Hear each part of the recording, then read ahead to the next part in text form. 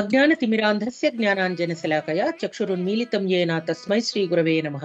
అజ్ఞానపు చీకట్లను తొలగించి జ్ఞాన జ్యోతులను ప్రకాశింపజేసేటువంటి జగద్గురువైన శ్రీకృష్ణ పరమాత్మని పాదపద్మాలకు నమస్కరించుకుంటూ జ్ఞానం యొక్క విశేషమైనటువంటి లక్షణాలు లేదా రకాల గురించి తెలుసుకుందాం.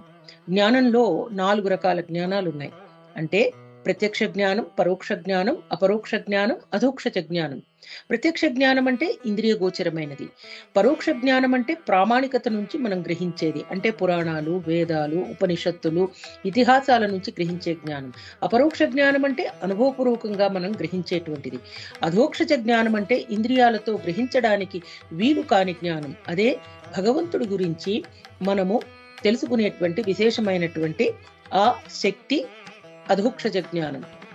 భగవద్భక్తులారా, ఆ అధోక్షజ జ్ఞానాన్ని సముపార్జించడానికి మనమంతా కూడా జయ శ్రీ కృష్ణ ముకుంద, జయ శ్రీ కృష్ణ గోవింద, జయ శ్రీ కృష్ణ ముకుంద, జయ శ్రీ కృష్ణ గోవింద.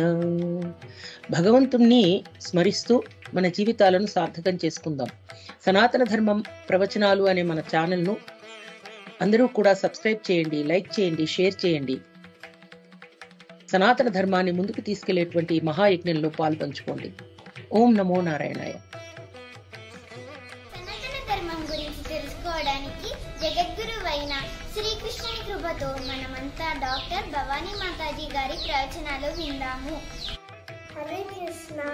మా ఛానల్ని సబ్స్క్రైబ్ చేయండి, లైక్ చేయండి, షేర్ చేయండి, కామెంట్ చేయండి. హరే కృష్ణ.